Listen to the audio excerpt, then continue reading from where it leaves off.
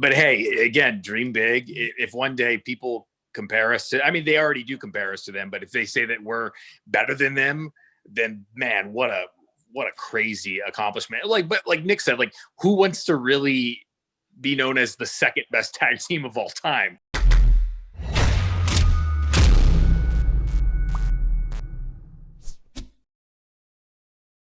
Hey, it's Chris. Thanks for being with us on this one. And just do me a favor before we go any further. Check right now to make sure that you're subscribed. You're not subscribed? Oh, well, let's right that wrong right now. You know, it's funny. I interviewed the Young Bucks last summer, and I was just rewatching the interview before this one. And we ended that one with this. Let's do another one in another year and a half, see where we're at. And look at that. Here we are a year and a half later, doing another interview. And this one is brought to you by Raid Shadow Legends. Man, that sounded cool. Let's do that again. Raid Shadow Legends. Guess I only had one of them in me. If you've been looking for a high quality, incredibly addictive RPG style mobile game, well then you found it with Raid. The fact that these graphics and this gameplay with this kind of storytelling is on your phone is pretty amazing. And this is a game with endless content and infinite ways to play. It's got 10 challenging dungeons. Each one ends with a super tough boss to beat. Raid also has 460 champions to choose from, each with different strengths and different assets. Yeah, assets. This guy right here, Cudgler, this is my dude. He is a beast with a 1999 Chris Jericho-esque top pony. Look at him making short work of this boss. I mean, who's the real boss now? So no matter what you're into, Raid has something for you, and it's a super active game. There's over 200,000 clans fighting and competing as we speak right now. And with over 25 million players in total, Raid is the hottest mobile game around, and it just keeps getting bigger and bigger every single day. Now, if you want to get a huge head start in Raid, all you got to do is hit the link in the description and you'll get an XP booster, some energy refills, an ancient shard, 50 gems, and this friendly looking fellow, Bulwark. You'll get all of that for free. And this month, Raid's got their biggest ever update out right now. The main event is the Doom Tower, which is a giant tower with 120 floors, a bunch of secret challenge rooms, and 12 seriously badass bosses to take on. You know, and it just so happens that Bulwark is the perfect champion for the Doom Tower. You'll find your extra rewards right up here in your inbox for the next 30 days only. So just click the link in the description to download Raid, and I will see you in the game. My username is CVV 2021. Very original, I know. But yeah, I'm looking forward to the future here.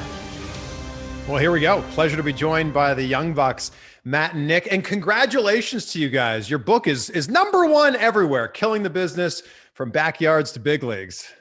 Thanks, man. It's been exciting. Been a lot of work, but it's in a whirlwind, but it's been exciting. Was this the plan, like, you know, pre AEW? Was this the plan? Was writing a book always in the works? Jeez, about 2 years ago. Yeah, well, for me it was like Nick didn't really want to write a book. It was always my dream to write a book ever since I was a kid. Yeah, but ever since I was a kid, I wanted to write one. And about 2 years ago, we got a great offer, and you know, we were in the middle of what we thought would be a great break for us. Like, we're like, oh, hey, we're not going to be on the road. We're just starting this wrestling company. It's a perfect time to write a book, right? And it was actually a terrible idea because the timing couldn't have been any worse, because we were really, like, our plates were really full at this point. But yeah, I think I always wanted to write a book ever since I was a kid, and I picked up Mick Foley's Have a Nice Day. It was always a dream of mine to one day have a career worth writing a book about. And I felt like at that point in our career, we were kind of at a crossroads of what we were going to do next. So I felt like it made for an interesting story. And you know, Nick and I had a great time doing it. It was like I said, it was almost at times it felt like a burden, but it was a labor of love, certainly. but I'm so proud of the fact that I have, my own book and we're published authors now. It's one of the coolest things we've ever done. What was the hesitation for you, Nick? Well, I don't know. I've never been a reader, so I guess you could say that. Like Matt read all the books, all the autobiographies from the wrestlers, and I don't think I read any of them. So it was something that I was just never really into, and maybe that was the case. But you know what? When someone offers you something like that, you have to take it. It's too cool. It's such a big thing, and it's like a bucket list thing that you probably think you could never do. So we had to take it. So you've got a few other authors in AEW, Chris Jericho, DDP. I'm sure there's others that I'm forgetting here. Jim Ross. Did you hit them up and say, all right, what absolutely needs to go into this book for it to be a hit?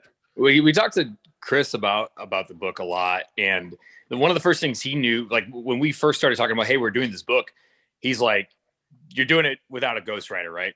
And we said, yeah. He said, good. He's like, that's the way you do it. He's like, if you want the book to turn out the way you want it to be, if you want it to be your actual story and come from, we wanted the book to read as if we were saying it and you could hear our voices in your head.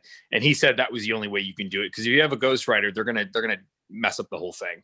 So that was his big thing in the beginning. And we said, well, trust me, like the first time we talked to HarperCollins, they offered the ghostwriter, and Nick and I immediately said, no way. And they were like, are you sure? Because this is a big thing. And most people who do autobiographies, they have a ghostwriter. And we reassured them, we're like, everything we've done in our career has been DIY. We're not going to, change that up now. So that was a big deal for us. I remember even at the end when we were having like the legal team read through it from that Harper brought in, he was like blown away. He's like, wait a minute, hang on. You guys wrote this yourselves? And we said, yeah, every word of it on our iPhones. And he's like, do you know how many like of these I've gone through, and I've never really seen this. This is very rare. He's like, do you understand what you've done here? And I'm like, we didn't know. Like, well, a lot of guys do this, right? Like, no, this is not common. And we're like, really? So I think when we started talking to more people in the industry and they were telling us how bizarre it was that we did it, and not only did we did it on our iPhones, they thought we were crazy. So now I'm like more proud because I'm like, oh wow, we really did something that's pretty difficult to do apparently. So wow. So Dynamite just celebrated its 1-year anniversary. Congratulations to you on that. I'm very curious to know what's been the biggest surprise for you guys over the last year or so with AEW. Jeez. Surprise. Good or bad? Well, it's up to you. Oh man. Well, for the good part is that it still feels like it's a dream, like I never would have thought we'd be doing this on a weekly basis. So I have to pinch myself every Wednesday before we go on live. So like that aspect's still there. It still feels like a dream. The hard part is just, man, the job, like keeping everyone happy. That's a hard part because you don't even really realize it until you get into management, that it's hard to keep a lot of these wrestlers like on the same page, because obviously there's a lot of egos in wrestling. So you want the wrestlers to be happy, and that's something that's hard, but it's manageable. And we've learned that you can't always be the good guy. So at some points you have to be the bad guy. So that's probably the hard part, is we're so like our nature is to be real nice. So we've learned that you sometimes can't be. And I think that's probably the hardest part for me, because I always want to be a baby face. You know what I mean? Has it been, pretty similar for you, Matt? Yeah, I was going to just say, I think my biggest challenge that I've learned throughout this process was how difficult episodic weekly television is, because where we come from on the independents, or, even in Japan, sometimes you would just have to come in and have one big match every couple months or whatever, and then you move on to the next town. And here it's a different animal. It's like, it's not just wrestling. You can't just go in and depend on your matches and your great matches. You have to stay interesting every week. And not only that, you have to, for us, we have to manage an entire roster of men and women and try to keep them interesting as well. That's hard. That's a tough task. And when you only have 2 hours of TV a week, plus dark, which actually really helps out. But 2 hours of television every week you're responsible for, and you have this many people. And also the other factor that you don't even think about, because you don't have to think about it, is the ratings. Rating minute by minute ratings. That's something that Tony Khan pays close attention to, and that's sometimes difficult because the artist in me is like, hey, don't worry about the minute by minute. We have to think of the long game, and then, so that's how I think. And then he's more of a numbers cruncher guy, and he'll go off of those stats. So it's like, it's constantly trying to come up with compelling, interesting television that also will get a rating. And sometimes those two don't go together. You know what I mean? Like, sometimes you have to make a sacrifice a week or two and do something that maybe people might not be compelled to or gravitate to immediately, but maybe in 4 to 6 weeks they'll go, oh, and then they'll get it, and then it'll create then a bigger rating. But that's difficult in wrestling, especially. So that's been a challenge. Is having an interesting, interesting storylines, and that normal people are interested in watching, because sometimes, we maybe will overcomplicate something or try to make it a little too complex. And a lot of times wrestling fans just kind of want to just watch wrestling. Yeah. Well, you guys are also struggling with and it's no fault of your own, but you're struggling with the fact that you haven't had a crowd for longer than you did have a crowd for.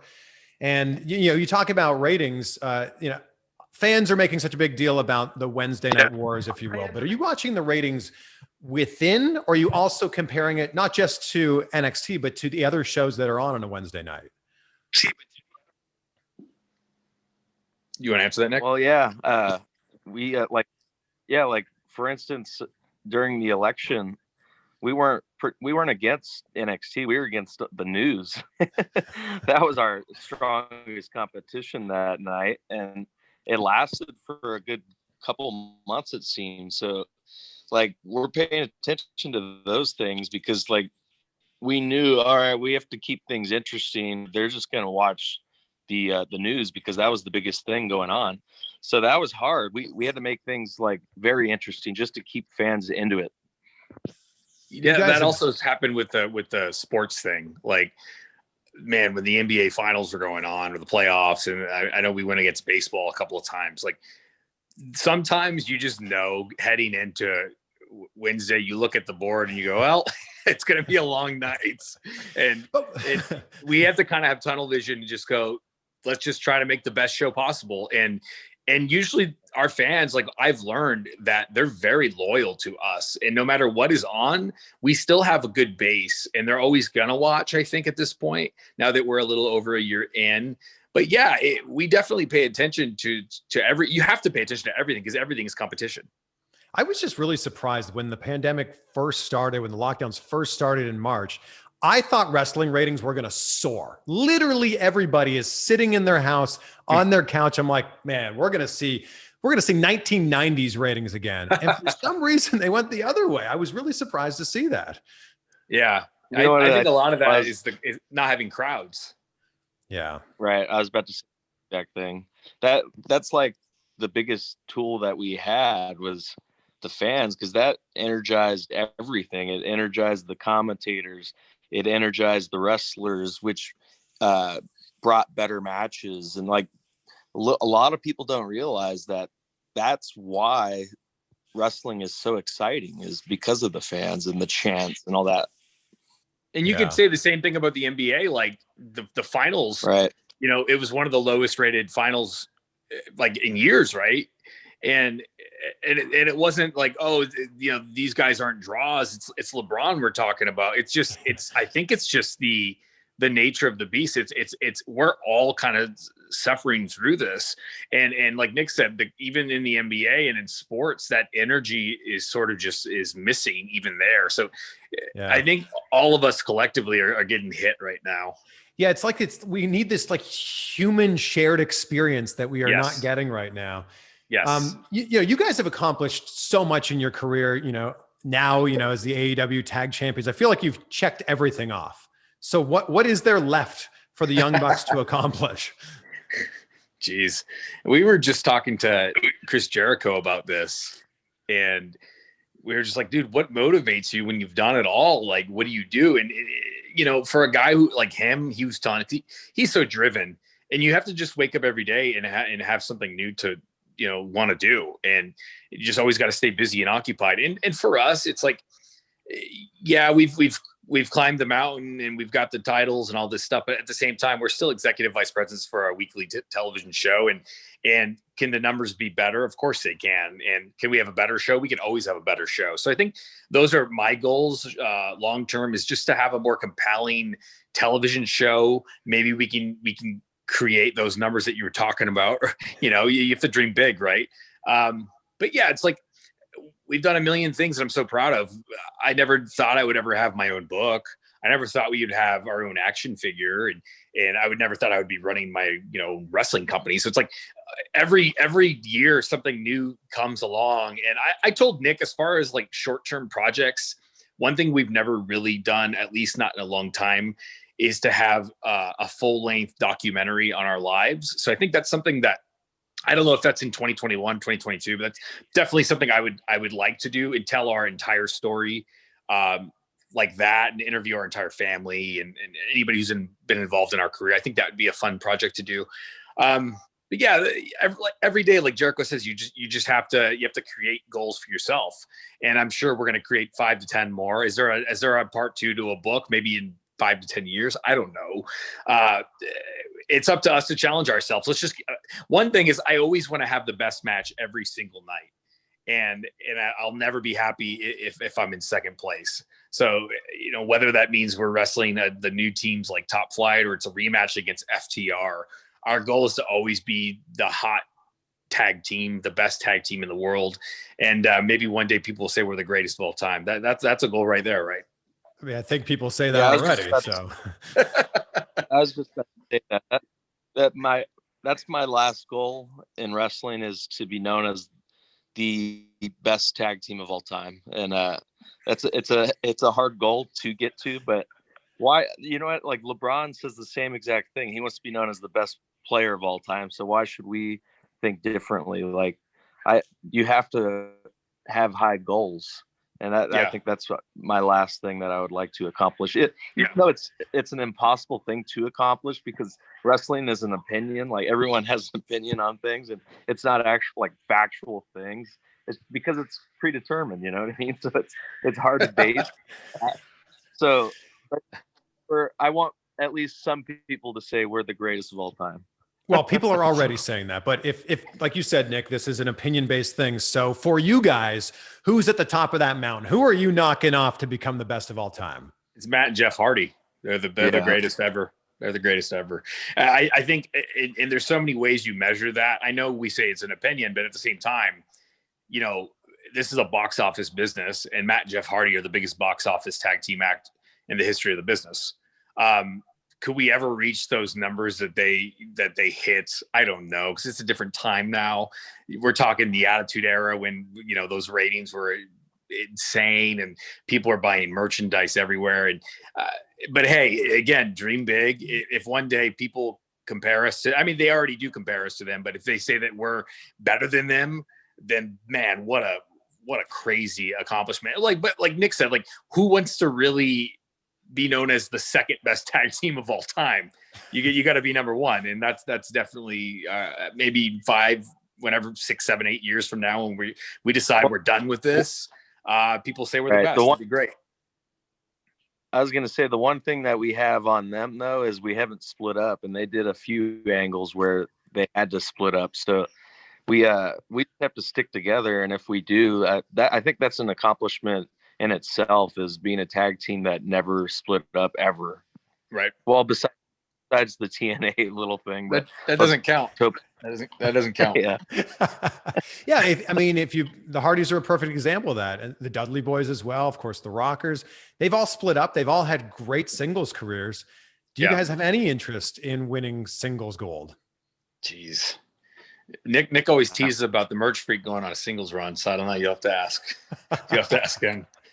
Well, I always say this: God forbid one of us gets injured and we're forced to do singles matches. That's the only way we'll ever do that, I think. Right. You know, the book is called From Backyards to Big Leagues. And I'm curious, Matt, since you're the older brother, what was the first move you ever did to Nick in the backyard?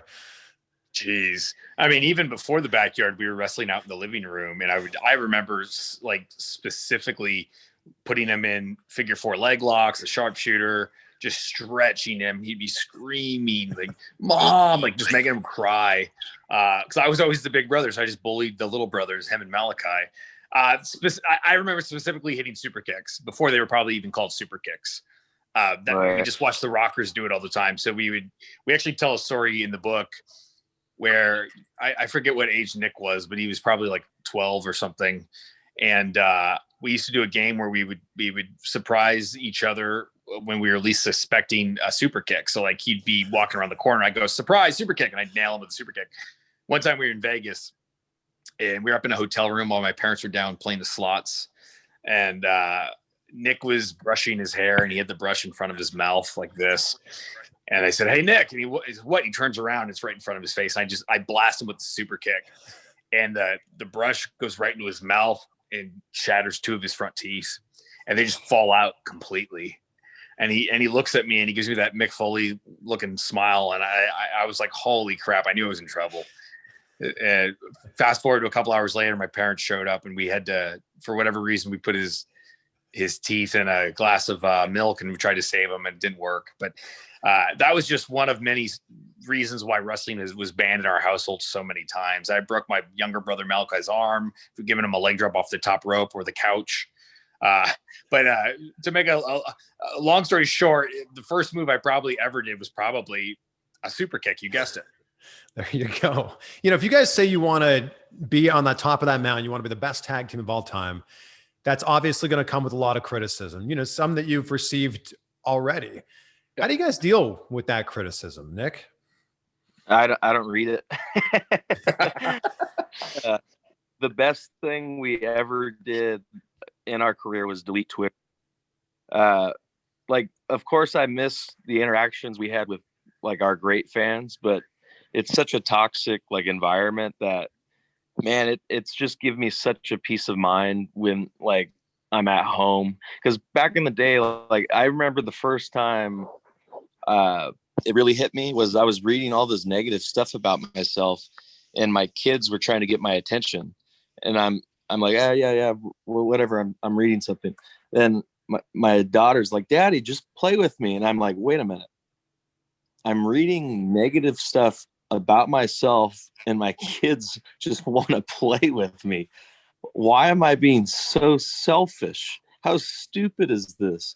And that very moment, I text Matt, and it's so crazy. Matt was like, oh, by the way, I deleted Twitter. I was like, what? I was just about to text you the same exact thing. And then I was all good, because now I get to delete it. And then I deleted it, and I've never looked back. But now we have our social media team doing it. So he'll probably read the negative stuff, but I don't read it at all. So for now, it's good, because like I noticed when I would read it, it would like fog up my brain, and I would just think of the negative stuff, and I couldn't be creative. Like, I don't know if that makes any sense or not, but it like screwed me up creatively. Yeah. Well, congratulations, you guys, on everything. Congratulations on the book, again, called Killing the Business, From Backyards to Big Leagues. That's what you guys are doing. You are killing the business in the best possible way. So, man, thank you guys so much. It's always a pleasure to chat with you. I appreciate your time this morning. Thank you, sir. Appreciate you having us. Love talking to the Young Bucks. Thanks for hanging out with us on this one. That's actually our third interview together. Each one spaced about a year and a half apart. So if we do the math here, that means our next interview is going to be somewhere around May of 2022. All right, we will see you then. And I feel like Nick should use some of the money that he makes from the book to get himself a stronger Wi-Fi connection, right? You feel me? Feel me with what we saw there? But it's so interesting hearing them talk about who they think the best tag team of all time is. And it would have been so easy for them to go, oh, we're the best tag team of all time, and totally put themselves over. But they said, the Hardy Boys, that is the mark to beat. And when you think about the greatest tag teams of all time, and you know, I don't want to list them all off here because there's probably some that come to your mind, but all of them have split up. And the Young Bucks say that they never want to split up. So think of what's possible for them if they never split up. Because they've still got another, 10, 15, 20 more years? And if they never split up, my God, I feel like anything's possible here. I will link to the other 2 interviews that we did. There we go, one right there, one right there. And you can check them out. I'm sorry about the first one, the Ring of Honor one. The lights were going out during the interview. If you've seen it, you know what I'm talking about. But a great chat nonetheless.